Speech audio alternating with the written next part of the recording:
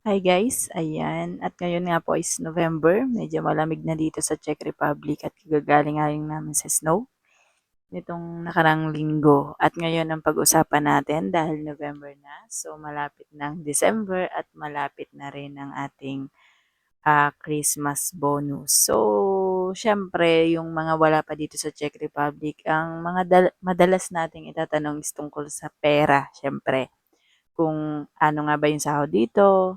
Pero ngayon, ang pag-uusapan natin is magkano nga ba yung nagiging bonus dito sa Czech Republic or may nagiging bonus ba talaga kami dito sa Czech Republic as Christmas bonus na kagaya dyan sa atin sa Pilipinas. So guys, kung hindi ka pa nakasubscribe, mag-subscribe ka sa atin dito sa OFW Guides. Meron tayo dito sa ating YouTube tsaka sa ating TikTok account. So mas hands-on lang ako sa ating YouTube channel kasi basta mas hands-on lang ako do'n. 'Yun lang. So guys, ang pag-usapan natin ngayon is tungkol nga 'to sa ating 13-month pay na kadalasan ay binibigay tuwing December or may iba na November binibigay. So ang una muna nating i-tackle is lahat ba talaga dito sa Czech Republic is nakaka-receive ng 13-month pay. Kasi baka sabihin ng mga asawa niyo, ng mga anak niyo na wala silang na-receive na 13-month pay, hindi kayo maniwala. So, true po, hindi lahat ng nagtatrabaho dito sa Czech Republic is nakaka-receive ng 13-month pay. Mostly or 80% or siguro sabihin natin 90% ng mga Japanese company dito sa Czech Republic is nakaka-receive ng 13-month pay. Although wala pa ako nababalitaan na Japanese company na hindi nagbibigay ng 13-month pay kasi talagang mostly ng mga Japanese companies nagbibigay. Pero yung ibang parte ng kumpanya, kagaya ng halimbawa, German company, ganun. So, hindi po sila nagbibigay. Hindi ko lang alam kung lahat pero may mga na-encounter ako dito na ganyan na hindi sila nagbibigay ng 13-month pay. Basta ang issue nyo kapag Japanese company, most of the time is meron siyang 13-month pay or meron pa nga minsan na sa June, may nare-receive din as 14-month pay. So, parang ganun, 13-month and 14-month pay.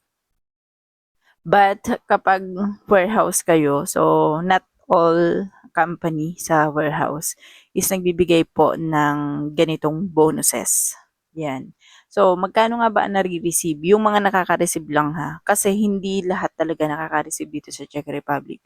So, kung hindi kayo nakaka-receive, sorry, pero hindi para sa inyo tong video na to. Pero doon sa mga Japanese company, mostly. So, ang kadalasan na nare-receive ng mga company employee dito sa Czech Republic is nasa 40 to 100%.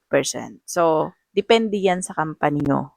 May mga company na nagbibigay ng mataas, may mga company naman na nagbibigay ng halos kalahati lang ng inyong basic salary. So, ang computation nun is, halimbawa, itong si company nyo. For example, itong company A, magbibigay sila ng 40 to 70%. Si company B, kunwari, is magbibigay ng 70 to 90%. So, anong kaibahan niya? Yung 40 to 70%, kapag okay yung performance mo, yan, kapag okay ka sa trabaho, so depende na lang din, syempre, baka linta, minsan, syempre, hindi natin masasabi, di ba? Minsan magaling kang makisama, malapit ka sa boss mo. So, minsan inaabot yan ng mga 60%. Kapag 40 to 70 ang range ng bigay ng inyong company. Pag magaling ka sa trabaho, syempre mas mataas. Pero minsan kapag hindi ka masyadong kilala or hindi ka masyadong outputter or yung tipong marami kang violation na na-violate sa iyong company, mostly, syempre doon ka sa pinaka-minimum na 40%. Pero kapag naman ikaw ay average lang, like me for example, yung mga tipo ng tao na may pakialam pero hindi mahilig makialam, parang gano'n. So, eto naman yung nakakatanggap ng mga 50-55%. So, average lang siya. So, ganun yung range dito sa Czech Republic. Now, hindi lahat ng company is same ng percent na ibinibigay. Okay? So, may mga company, kagaya ng sinabi ko, nagbibigay sila ng 70 to 90%.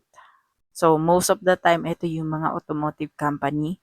Hindi ko sure kung halos lahat, pero mga automotive company talaga na kakausap ko is mataas kung magbigay, nasa 70 to 90%. Mostly depende yan sa inyong yield, depende sa production, depende rin sa losses ng inyong company. Pero ang 70% po is mataas na. Kasi basic salary kasi yung pinagbibisan niyan. For example, meron kang basic salary na 20, kunwari lang ha, sa 25,000 crowns. So, kunin mo ang 70% ng 25,000 crowns, yun po yung marireceive mo na bonus ngayong December. So, ganun yung computation niya. Kaya, mas maganda kung mataas yung percentage na ibibigay ni company mo. Now, paano naman, pwede mo ba yung ireklamo? Kasi yung ibang company, 40% to 60% lang. Tapos, yung iba, 70 to 90, pareho lang naman kayo na factory. So, hindi po. Depende kasi yan sa company nyo. Kung magbibigay sila ng ganun kataas or magbibigay sila ng ganun kababa. Privilege mo lang kasi yan. So, benefits mo lang yan. Hindi po siya mandatory talaga na sinabi ng check labor law.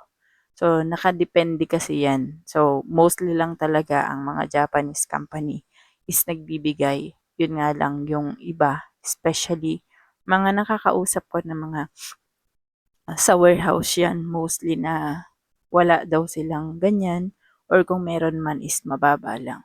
So, yun lang. Sana nakatulong sa inyo.